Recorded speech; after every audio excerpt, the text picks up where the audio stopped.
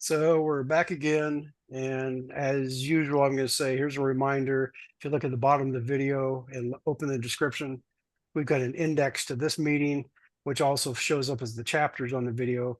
And then we've got like a link to the Slack channel, a link to the HTML index of the past like 4.5 years. I keep saying 3 years, but it turns out it's like 4.5 years of these videos that we have. So our YouTube channel has all that 4.5 years of video.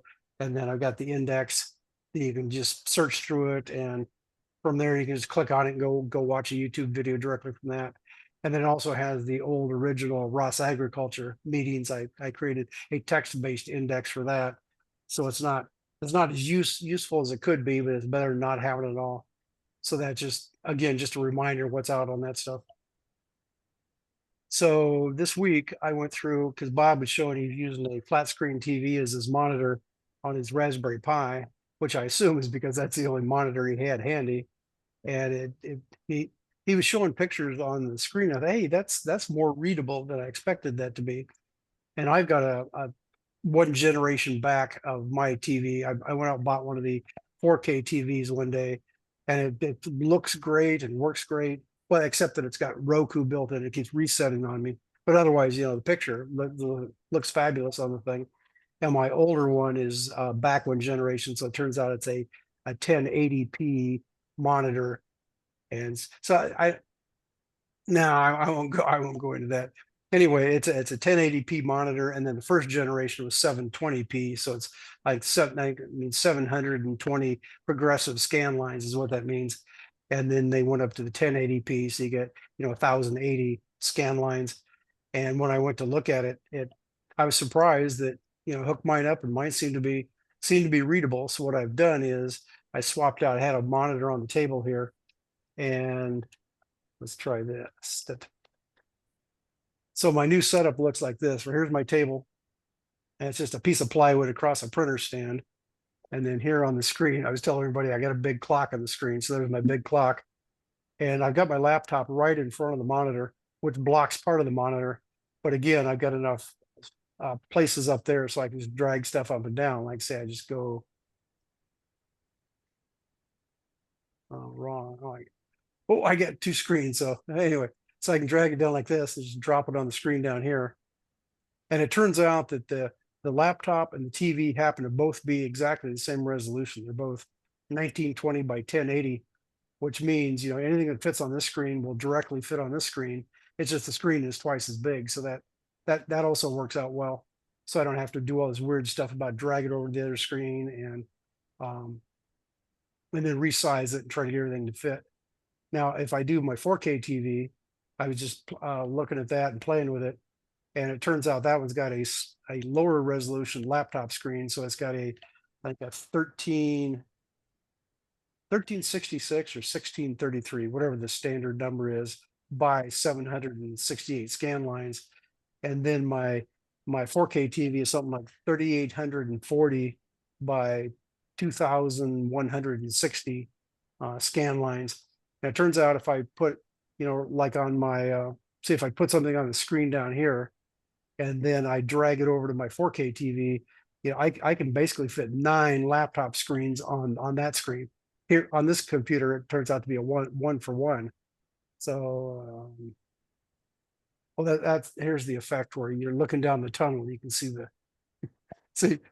laptop and the laptop and the laptop. So anyway, on the 4K TV, what was I saying? The resolution. So on this one's nice because I can drag things back and forth. It lines up just exactly. And on the 4K TV, I got way too much actual real estate there. So it'd be real nice as a computer monitor, but it's just going to be a pain. I think if I record something like record a Zoom thing on that with this huge resolution, I don't think YouTube's going to like it. I don't think, I think various people are going to complain along the line. So anyway, this is my current setup, and I'm going to play with it and see what works and what doesn't, and then I can switch back. And it turns out right now I just switched back to the camera on my laptop. So I just got one of the little built-in cameras. And that's also my old laptop. It's got a really fuzzy camera. This has got a good enough camera that I'm going to today at least run with this camera all day. So that's kind of what I've been doing. And I was telling the guys that I seem to have lost my third uBlox F9P RTK receiver because I didn't want it getting broken in a box, so I put it somewhere special. And now of course I can't find it. So if I can find that, I can just plug a USB cable in and hook up an antenna, stick the antenna out out the window, and experiment that way. Or I drive my robot over in front of the window, and I think instead of taking my survey grade antennas off the robot and screwing around with those, I also found a uBlox patch antenna that one of the times I was ordering stuff, and oh, I should have at least one of those so I can compare it. So if I use that one, put it outside the window, that way I don't have to tear the robot apart. And all I gotta do is take the top cover off, and there's my GPS receiver. So I just have to unscrew the one antenna and screw the antenna on for the patch antenna, throw it out the window, and then I just plug into it and talk to it that way. So that's I may do that today, or it may sometime during the week I might do that. So then I'll know more about what it takes to make this stuff work again. So, and other than that, I don't think I have anything else to mention that I've been doing. So I'll throw it out there and let people argue about who's going to go next. Al. Well, there you go. Their decision made. I would have just said Al anyway, but then Al will always insist on arguing about it. So that's the way it goes. That sounds pejorative to me, but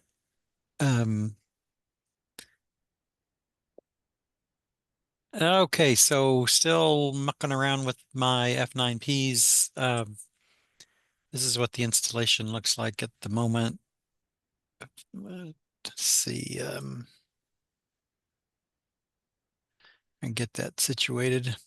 So I have these PCB boards, and then I mounted the two GPSs on a 3D printed base, and then mounted that to the, what do you call these? Are these perf boards? Like it's a screen thing? Um, I don't know. That's what I call them. Perf boards. Yeah. And sometimes it might say solderable perf board as opposed to if you got the white plug-in boards. Those are, I call those plug-in photo boards, just to alleviate people not people thinking it's something else. Part of the reason for asking is I was going to go search to see if anybody makes one. The size of what I have here is 2, 4, 6, 8 of them put together in a Rambo way. But anyway, They do make big ones. Those are like 9 inches by 6 inches or something. You can get ones that are a lot larger. so one of these is operating as a base link. One of these is operating as the heading. There's wires underneath this in another photo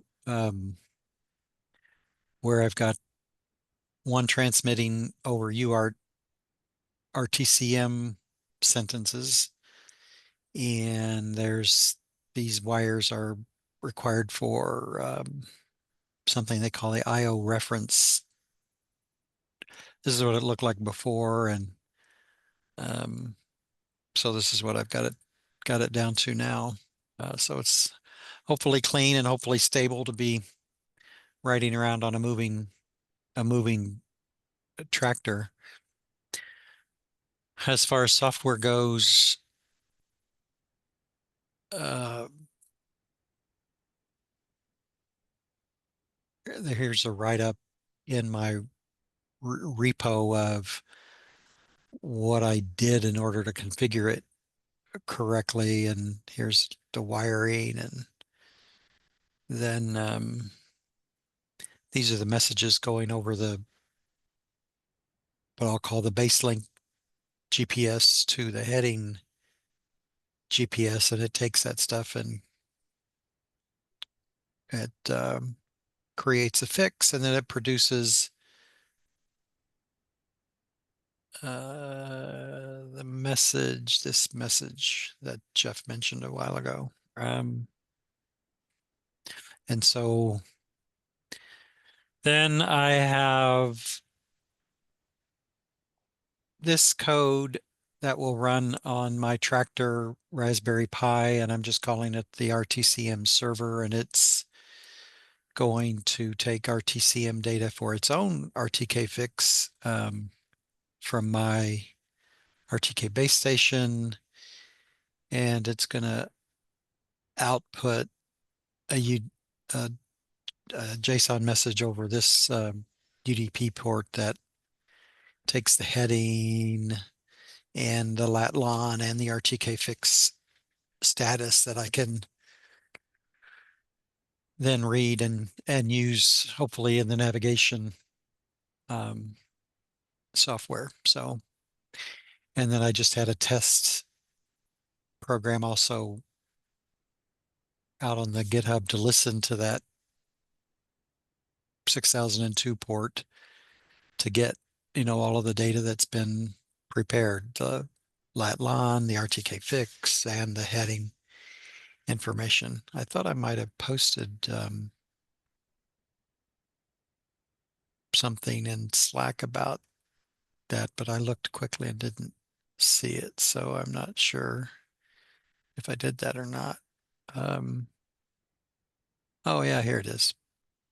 So this was using uCenter, showing that I could get this rel pos ned statement and get a heading off of that. And I moved it around using uCenter and everything seemed to work fine. And then this was programmatically getting that heading data off using Python. This length is just sort of interesting. I mean, Jeff probably knows this. I was sort of a surprise for me, but it can tell the length, the distance between the two GPSs. And I'm just messing around with these in the yard, and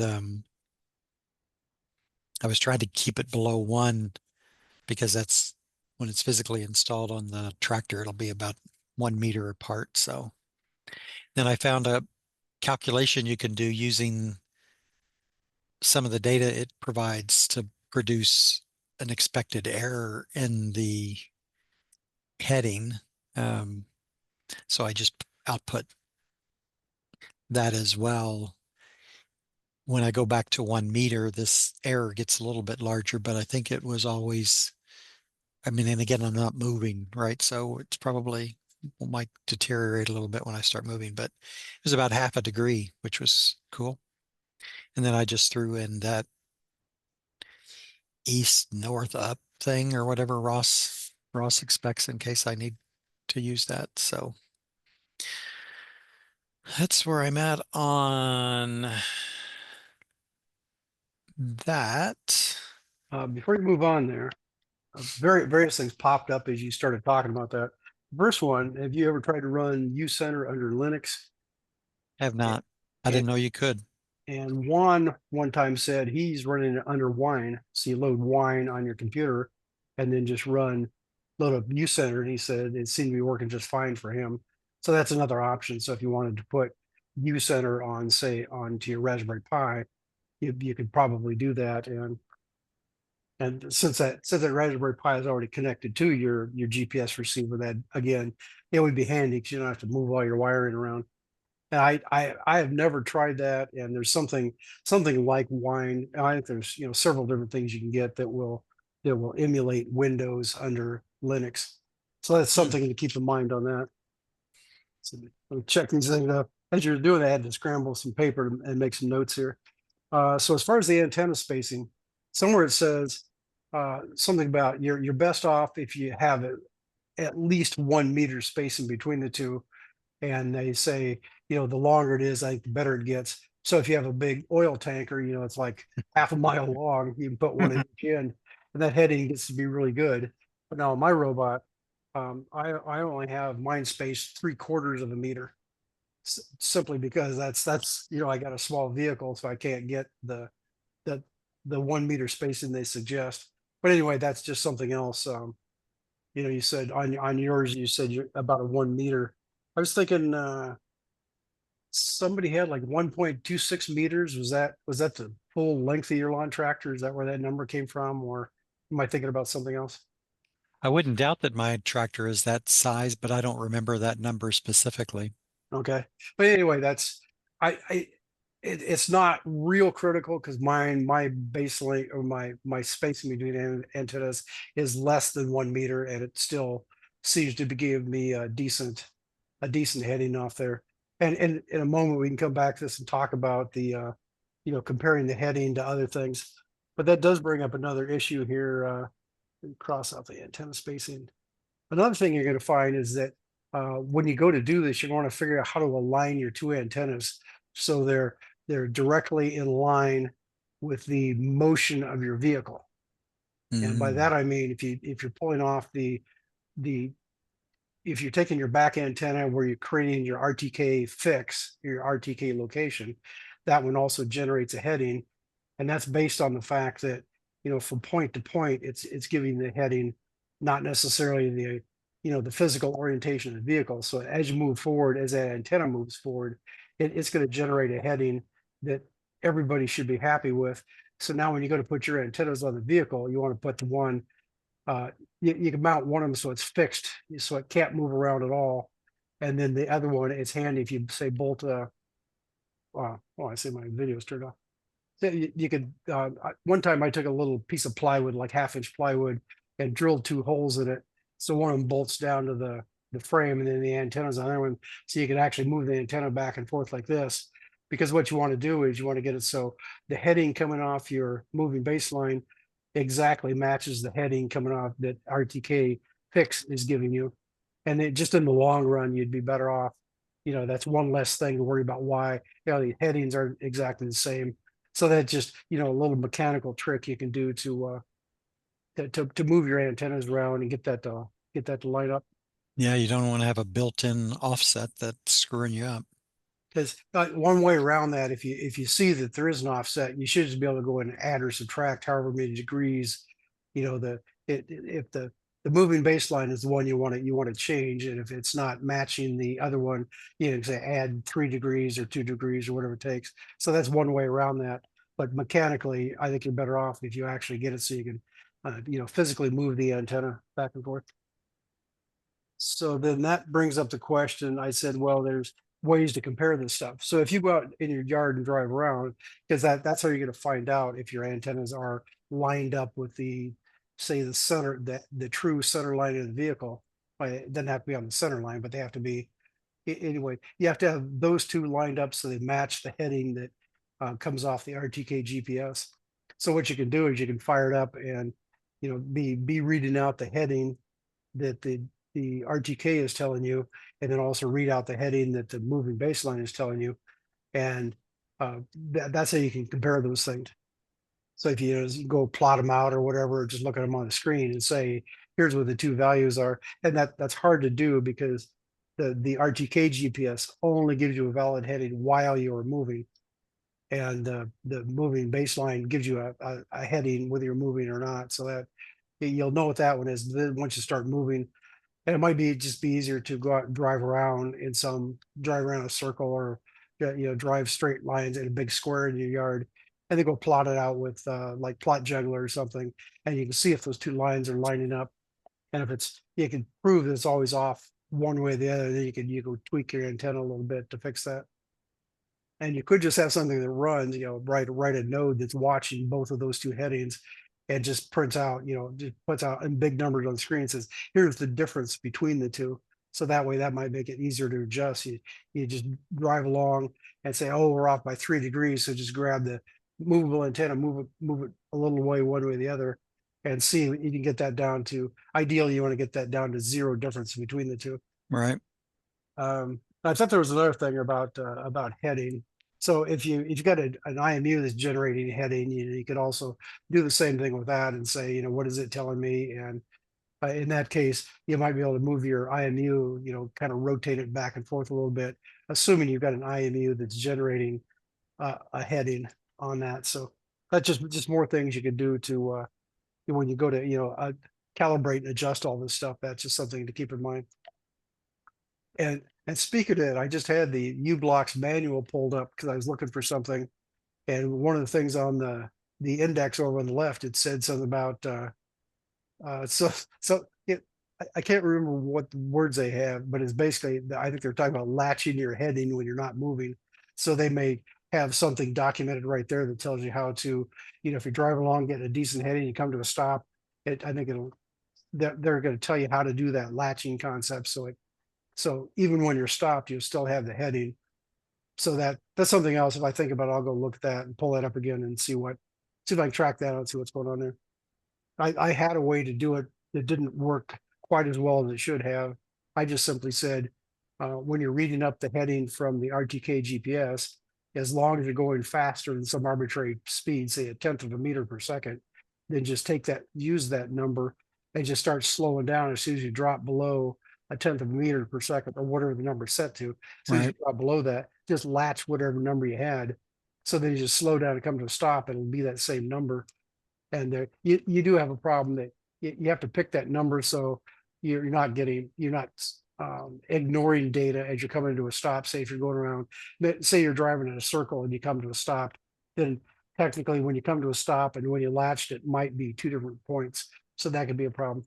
And what I had when I was trying to do that, I said, okay, when it's below a certain point, I'll latch that. Well, it turns out I had enough random noise there that the one I looked at on my plot, I realized that it was off by like it picked up a noise bit and latched that, so it was off by like 30 degrees or something when it came to a stop.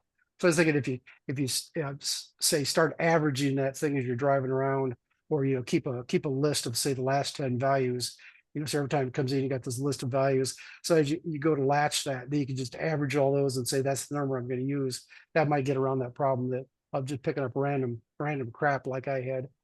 And I realized at the time that was a problem, and I should look at that. And I didn't continue to experiment with that, but I think that's possible to do that. And technically, if you got that working, you technically really don't even need the moving baseline static heading, because as long as you can trust your GPS, whether you're moving or stopped, a latched value at stopped, then you really don't need to pay twice the money to get a second GPS to do that moving baseline.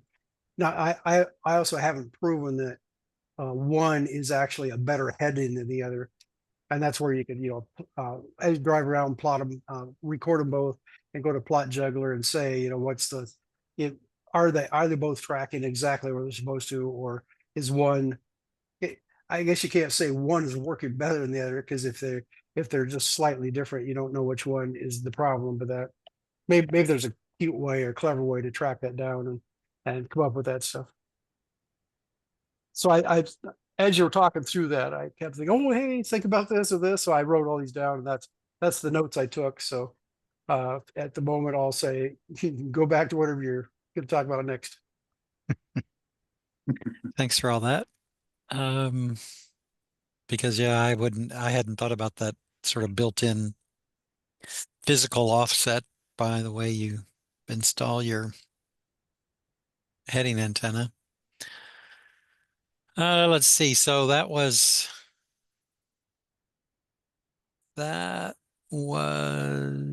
think, pretty much all that I had posted to Slack. So my next step is to build this board out a little bit more. I've got a linear actuator controller that I wanted to mount here, and I've got some resistors to make a voltage divider to plug in the ODOM induction sensor. So got some more build out of this to do. That's part of why I was asking if they could buy what they called these, if I'm doing a search to see if I can find a bigger one. That'll be the next step. And as far as non-robotic rabbit holes to go down, I've started studying to sit for the technician exam for a ham radio. So you get a lot of questions that are, electronics. Well, I just pulled this sample question up just because it's like you have to read a schematic and it asks you what type of switch is in. This is component 3, so I won't put you on the spot to answer that, but I think I know the answer to that. Anyway, so that's one of the rabbit holes. And then I was also looking at the components needed to make a solar tractor. So this has got a four diodes or light sensing diodes, maybe. I forgot what they called. And based on the light, it moves this thing around. And I thought that was pretty cool and might be useful someday. Another point on that, it turns out you can use an LED as a photodiode.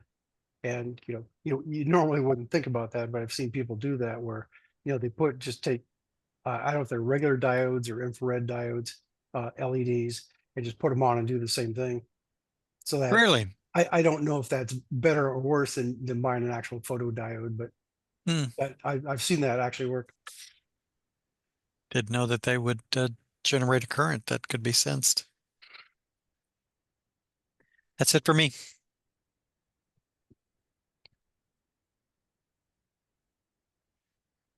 Over to you, Bob. Okay, I posted some pictures on Slack and then emailed them to each of you, or not email, but just message to you. I finally got my two PCAs. I got them hooked up together. Right now, it's just kind of temporary wiring. And I think what I'm going to do is just hardwire the chain together. And I made up some extension cables to go from my motor controller back over to the second driver.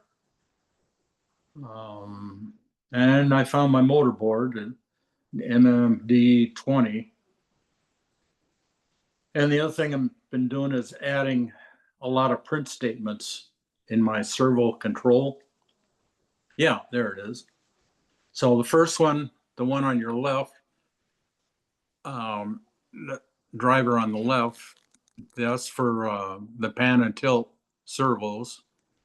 And the one on the right, that will be for motor control.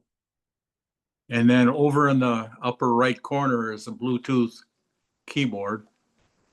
Now, as it is now, I can use my USB keyboard and the Bluetooth at the same time. And it's passable. It works.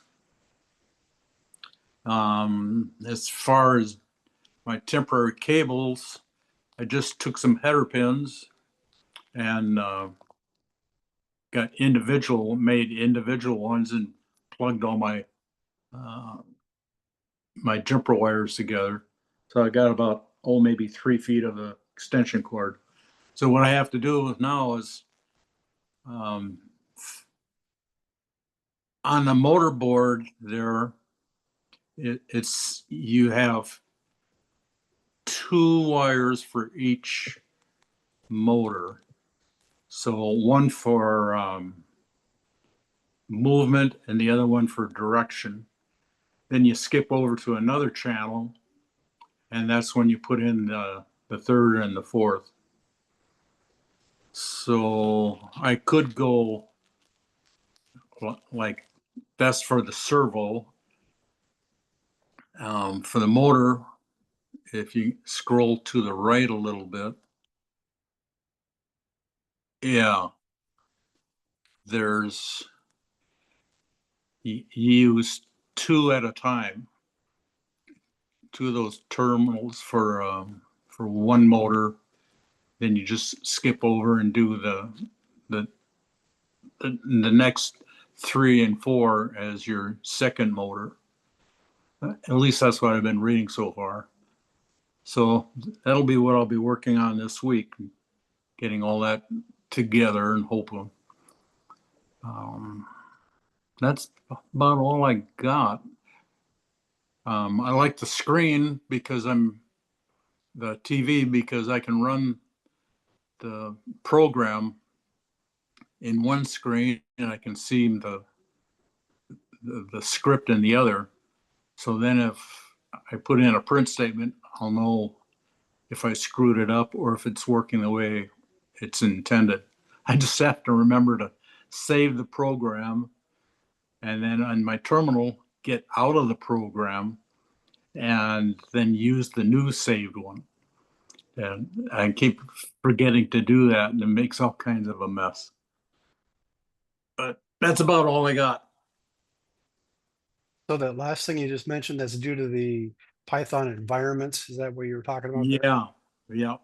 The Python environment's set up, and I've got in the Adafruit library and the LGPIO in there.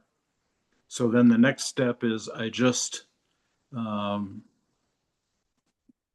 at my prompt for the environment, I just type in the program, or I say source, whatever, and the program starts up. So it's only, I'm not saying that's very good, but the program is just the input and print statements. And I run that in the environment. I'll have to probably take some pictures better to explain it. But anyway, yeah, I'll post some pictures better on, maybe post the new code on it too. When you share, you just press that share button, and then Yes. you go to a file. Well, you press the share button and then select which window you're going to share. Okay, now I'll press And photo. when we went through this before, you always want to go directly to photos, but we found out that does not work. You want to say share and tell it to screen, and you get the screen that isn't what Oh, anybody's expecting. And that point, then you go to photos, and it overwrites everything. I think is the okay. trick to that. I'll press screen. There we go. Now what? Screen broadcast. Start broadcast. There you go. That sounds right. I Start think you broadcast. want to do that, and then we'll see what happens. Okay, I did that. It's screen broadcast. Okay, Now- now the trick is, I think now you have to go, see, this is just crap left behind. So then you have to go to your, however you start up programs on your thing and say, pull up your photos if that's what you're trying to do. Yeah. It just, Try to go to your photos, Bob.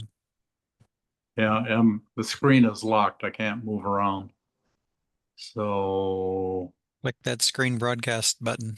Everything on your screen, including notification, will be recorded. Enable. Oh, nope, you closed it. Yeah, I think you pressed stop. I'll start again. I think maybe if you scroll all the way to the bottom, there's going to be like some hidden buttons that'll pop up and let you start. Oh, sure. So it's doing there's some stuff right at the bottom there. What was that? Whoops.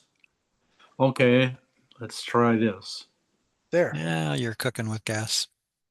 Okay. So this would be the motor controller.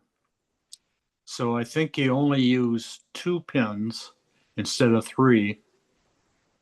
So the first channel is the far left.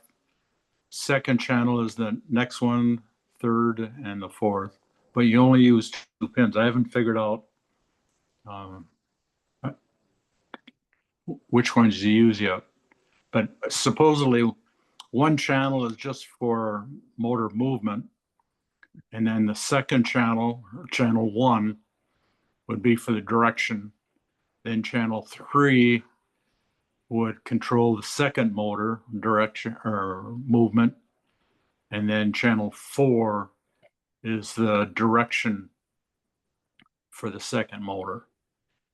And then up in the upper right corner, you have to make sure which board the computer sees, and you do that with a solder blob. So the first board will have an address of 0. This one has an address of 1, and there's some other numbers involved. I think it's 040 and 140. I got to get into that addressing a lot more clearly. But the main thing they say is you've got to make sure all the grounds are connected. So I do that back. I'm coming off of a 5-volt supply, and it's providing 5 volts for both servo boards. So let's see, maybe I can get some other pictures here. Can you see that one with the batteries? Yes. Okay. Right, so there's I have to review the documents and see which of these extension cables plug in where. Let's see. And that's about it. Yeah, some kind of an overlay over your screen. Do you know what that is? Oh, let's see if I can get rid of that. There. While you're there, Bob, have you had any trouble on the programming side of it, getting your programs to run? You were talking a little bit about you had to stop something or stuff got messed up. I started with that. Do you have any screens to share on that? Let's see. I don't know. Without blasting through a lot of stuff. I've been using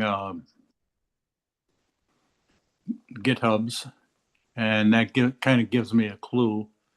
And then they do show some of the coding. So the main programs are on a global setting, and then you go into the environment and you pull the libraries into the environment. Let's see. Let's see. That's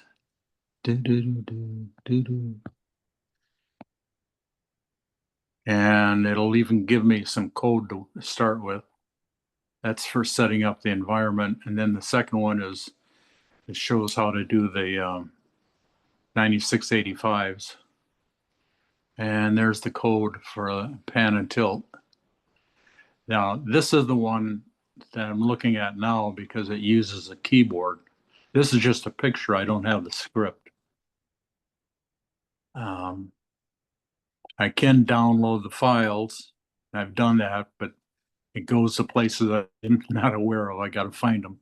It's not in the usual download folder. It's someplace else. Like on the Raspberry Pi, I think it goes into a library, not the. But I've got to look a little more careful. No worries. I was just offering help in case you wanted to get into it today. So, well, I think that the more I do this, the more I'll remember.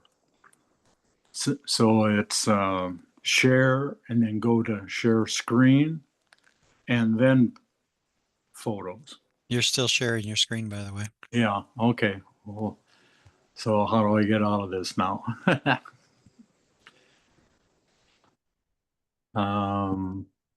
Okay, there. So I'll go back to Zoom. There we go. And stop share. Good. That's it. Yeah, you made a successful round trip. Yeah. So at this point, go through and show us a photo again. Go through the steps so you've got that down. Okay, so because once you get to that screen that says about your screen is being broadcast, how did you get from that back to your desktop in order to do anything? I gotta go through that. Let's okay. Go to application. I'll do share. Go to press screen. Screen broadcast. Start broadcast. 3, We're not seeing anything yet. 1, 0. There's a countdown. Okay. Now there's a notice saying you are sharing your screen. So, So Click now, OK. Click OK. Okay. How did I do that? So again, move your cursor down to the bottom. There's some extra things that show up. Oh, there we go. Yeah. Then I drag up that the toolbar. There, press on pictures, then I get all kinds of stuff, then select a picture. That makes it bigger. Okay. I got it now. Oops. Okay. And then to get out, let's do that and go back to Zoom. Let's stop share. There we go. Okay. And like you said, what I probably should do is put the pictures in a folder so I don't see the whole thing. See the entire album. It does make it handier if you know, especially at the beginning of a meeting or before the meeting starts, if you know what you're going to show this time, that Yeah. is handy to have them in one spot like that. So Right. you don't have to do as much digging. It'd be kind of nice if I could get Zoom over on the Raspberry Pi, then I can show the terminal and the program code at the same time. But I'll work on that. Oh, I think I have the link recorded over on the Raspberry Pi, but I forgot what the next code is supposed to be. What's it called? You get a link and then you get a number.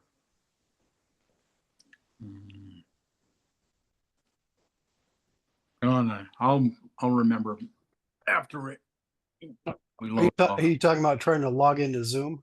Yeah, Because typically if you've got that URL, you can just paste it in and it will work. You know, paste it into your browser and that'll come up. yeah, And I know there are some cases where you have to have that extra passcode or whatever they call it. But, yeah. you know, I normally don't use that. If I've got the link to the meeting, you click on it, it usually comes up. Now, there might be something funny on the Raspberry Pi where it won't work, but Okay. Well, I'll try that this week, and maybe get a Zoom meeting going with the two machines and get more familiar with it. okay. Well,